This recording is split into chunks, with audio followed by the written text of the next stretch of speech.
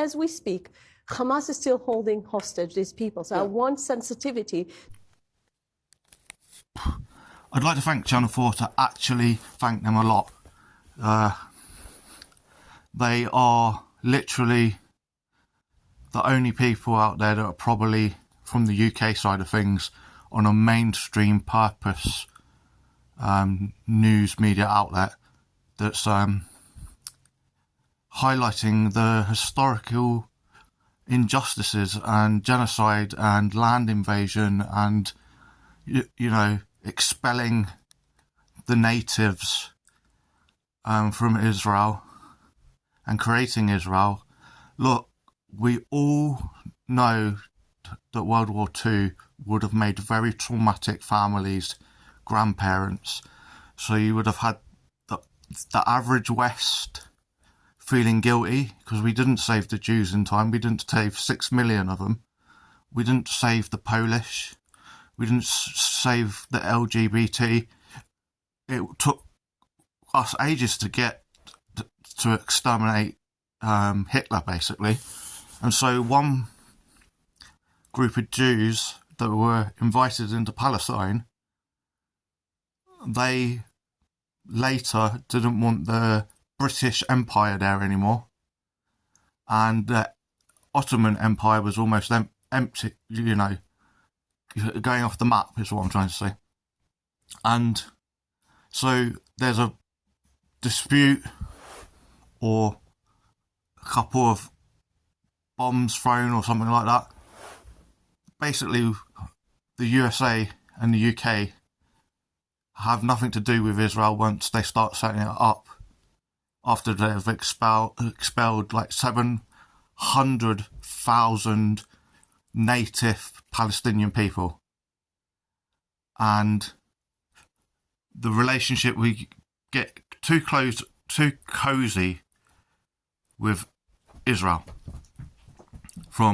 So America, they think they're the 51st state. In the UK, they think they have a right to tell other Jewish people that are not conservative how to vote and what to do. And we sell them weapons. If you think those weapons are going 100% legally through our collective taxes, our name, the UK, our brand, our country, whatever, you'd be very much mistaken. I bet you some of it gets money laundered. And some of it goes that way, and some of it goes that way. As long as Israel gets the weapons from the UK and the USA, you know money's exchanging.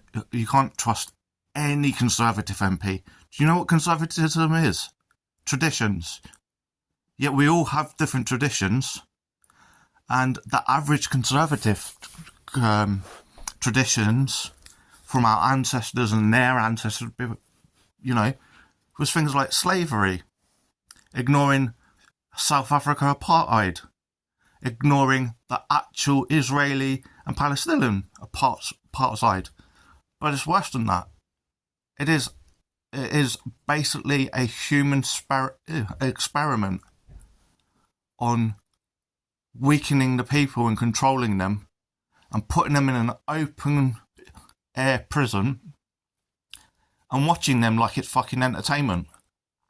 And the UK and the USA have done this for 75 years, backed Israel.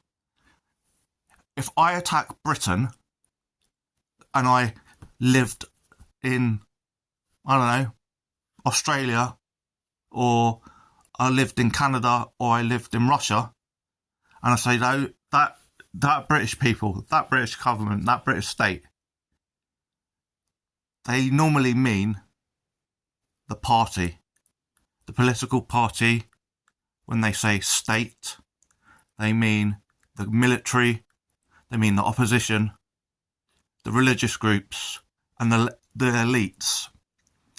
And when I say elites, there's mixed elites around the world, have several different political views and religious views, yet the majority of conservative elites have always got into bed with Tory party and propped them up.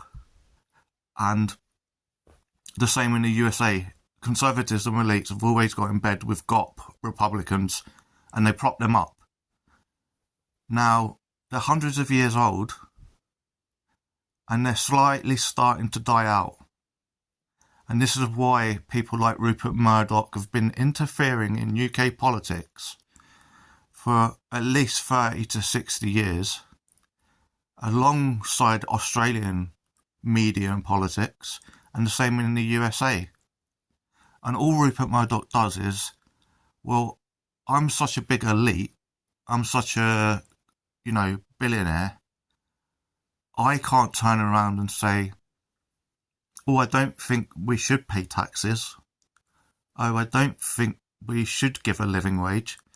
So his top CEOs and board of directors and senior editors and senior presenters, production team, whatever you want to call them, and the legal team, they go scouting for, people that, like Nigel Farage, can get the poor, working class, middle class sometimes, and the toffee-nosed conservatisms up here. When it comes from him, because he is basically, in the pecking order of things, he's low in the Tory scale, but now he's big. So they get them on Gammon Bacon News, GB News, or LBC, and then they find another one. So they found Dan Wootton. Dan Wootton is like, I don't know, working class stroke middle class New Zealand. Not sure about. Yet he aligns to conservatism. He aligns to distract, push propaganda, divide, spread the hatred, and the UK, the Conservatives, the USA Conservatives, the Israeli Conservatives, and maybe some other Conservatives like in France or Italy. The reason people own things like the Daily Mail, which are called the Daily Vile, because it's never daily foul, it's never fouled in its life.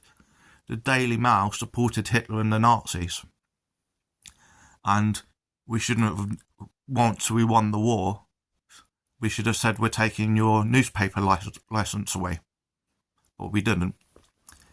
So they also will push, so the white man like Rupert Murdoch, Elon Musk, they start using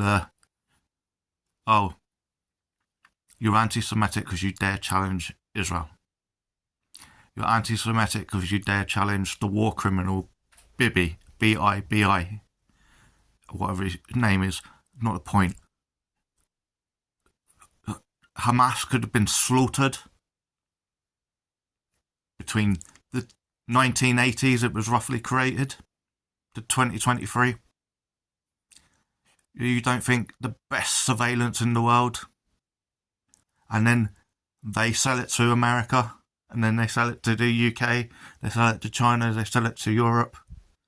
Well, they've been testing it. The Palestinians are the test subject. Does my bomb work? Can I make billions and billions and billions of dollars for us, whilst also ramping up the hatred? Now, the West would have had incredible guilt, and rightly so, after World War II, for not saving Jews soon enough.